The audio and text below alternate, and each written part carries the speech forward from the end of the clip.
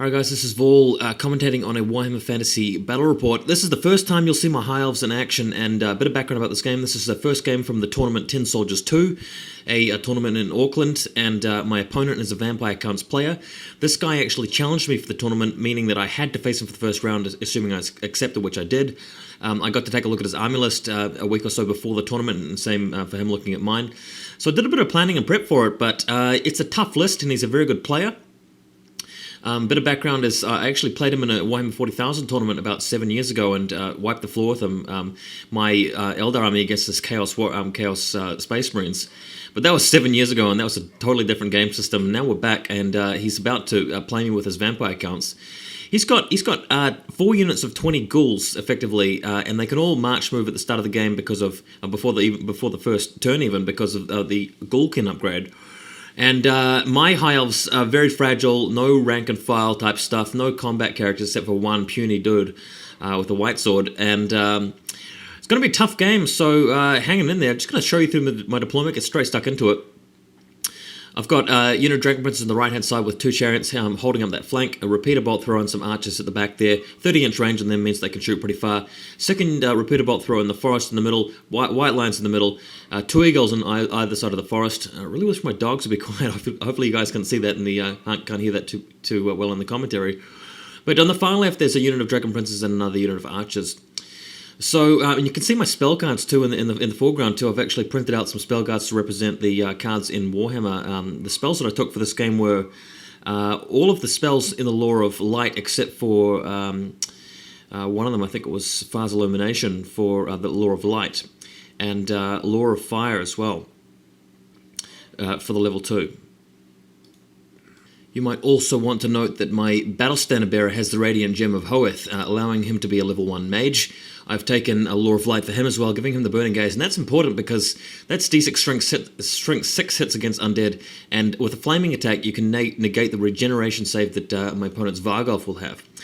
At any rate, we're going to go to the next photo where you can see a really good-looking Vampire Counts army. This guy really has lavished tons of attention on it. You can see the movement trays actually have rubble and ruined Gothic buildings, and the Fellbats are on these cool bases. Many of them these are from a Micro Art Studio, which are a Polish company that make fantastic bases and movement trays.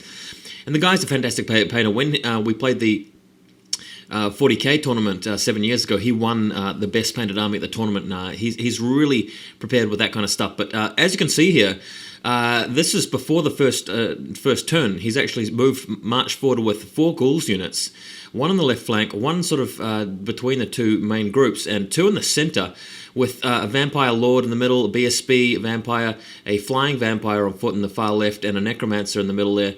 He's got Wraiths and a Vargolf in the center behind his other units. So really a hard list with some really tough choices in it, and I didn't really have too much to deal with this in combat, so the plan really is to try and install him and whack him with magic missiles, of which I have a lot. But yeah, I really have to cross my fingers and hope that I can stay out of combat for long enough.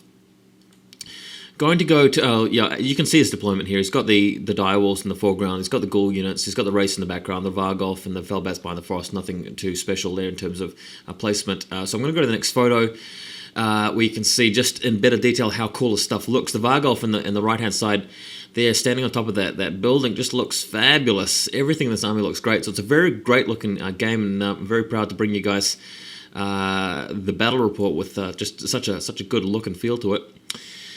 Next photo, you can see the left-hand side of my deployment with the BSB and the Dragon Princess. Unfortunately, there's some impassable terrain nearby, making it quite hard for me to get around and get some flank charges against this big block. So we'll see how I deal with that. Got the Eagles ready to go on a march block as well, with the archers in the foreground to the left, ready to start shooting at hopefully the Fellbats. But he's wisely kept most of his stuff away from where I'm deploying these types of troops. Next photo again, High Elves win the roll for the first turn. We both had 11 deployments to put down, meaning that because I won the pick at the table side, I placed the first unit and finished deploying before he did. And I have this gains level, which is an item which gives you +1 to the first turn, so I got +2 to the first turn, managed to win it. And what I did initially here was pull out the Eagle and march block the 2 ghoul units. Unfortunately in a position to be charged by dire wolves, but that's life. Next photo, the other eagle is placed next to the big blocks of vampires. Unfortunately, again, I can get charged here by a Vargolf, but if I hold, I can just keep the Ghoul's march block for at least a turn, buying me some valuable time to get the game underway. So that's how that's going to go down. But yeah, as you can see, his Ghouls just look fantastic. The BSB, great looking banner, and the Vampire Lord in the middle there on the right-hand side, just looking breathtaking. Next photo, you can see an overview of the battlefield, how the deployment's gone. The Eagles are moving out, as you can see. The everything else has pretty much stayed put, just moving into better positions. The BSB has left the unit of the far left. We'll say more about that shortly. But again, just hoping to march blocking for a while and just hit him with magic missiles. The right-hand flank for the High Elves is looking much stronger than the left-hand flank, but that's as it was. I'm really relying on this forest in the center because my white lions can utilize that to stay out of trouble and move through it a bit more quickly. But he'll probably make it into combat eventually if I'm not careful.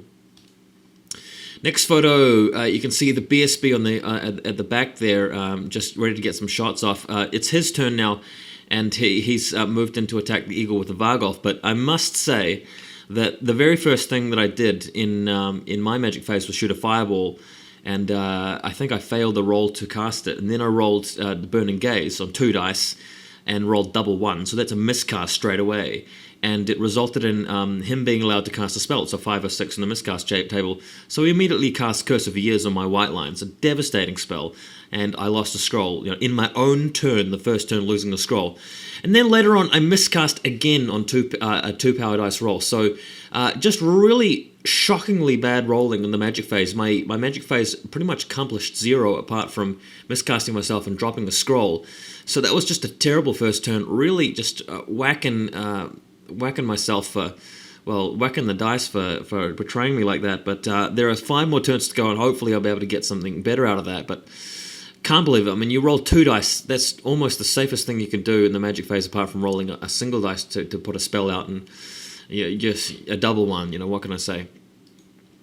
Next photo, he's moved and actually charged the eagle with his direwolves. I've fled and kept to safety here.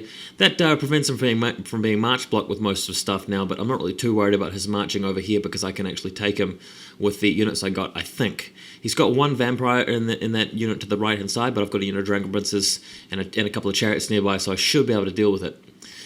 Next photo, you can see really the response here from the High Elves. Eagle, by the way, has fled towards the nearest table edge in my turn without rallying, and I'm moving both chariots in and the Dragon Princes ready to hit that Ghoul unit on the corner with the vampire in it. If I can do that, nets me a bundle of points and prevents him from using a Dispel dice after this, so I think that'll be a good way to go. So really setting up that charge. Next photo, you can see... this has actually skipped a couple of photos, by the way.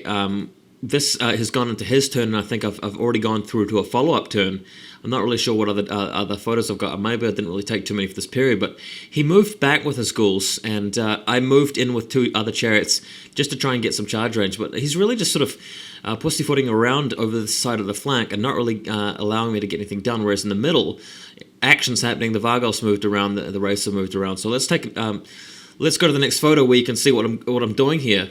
Moving the Archmage into the middle of the woods where she cannot be seen, and that allows her to cast Cleansing Flare, which does D6 strength 6 flame, not flaming hits, but D6 strength 6 on every unit within 12 inches, trying to deal with those wraiths, because that's the only way I can deal with the wraiths. Cast magic missiles. Luckily, I've got tons of them. I've got Fireball, Fiery Blast, 2 Burning Gaze on different characters, and Cleansing Flare. So that was the plan against the wraiths. But again, a second time, I rolled 2 dice, double 1 on the miscast. So really just so angry that I could roll a miscast, even though I'm only using 2 dice to cast, twice in a row in this game, and really just achieving very little, failing spell attempts left and right. He's blocking my attempts, and luck just has been falling through the floor for the first few turns. Even this Archmage didn't really accomplish anything. Next photo, a nice photo with the light streaming in between the curtains on the Dragon Princes. This was a bit of an error for me here. I tried to get around the side here, just marching in, and in a position where I could sort of try and flank him if he moves towards my white lines a bit more. But even though I'm out of his arc of vision here, the impassable terrain means it's a bit difficult for me to get in and charge stuff. So I'm a bit hampered by that. unfortunately. And the archers in the background really achieving very little, shooting at whatever they can and not doing too much damage. The Vargolf was damaged down to about 1 wound with spells and so forth, but as soon as that happened, a Vargolf just flies behind the undead units. Invocation of Nehek on the Vargolf, gets his wounds back one at a time. Nothing really I can do about that except Dispel. Although Dispel 1 dice with +1 for being a High Elf really helps. Next photo, High Elves, as you can see my banner streaming behind the white lines over here, just moving back ever so carefully. Level 2 has left the unit, joined the repeater bolt thrower crew, but still staying there so that you can see the wraiths to shoot a fireball, fiery blast. You can see my bolt thrower tipped up on its edge. It's meant to be on top of that rock, but it just wouldn't balance, so I've just placed it in front of the rock there. The Archmage is still inside the woods, so just really trying to get some damage done, but still not killing the wraiths enough for my liking. They've got 2 wounds each, and it's very hard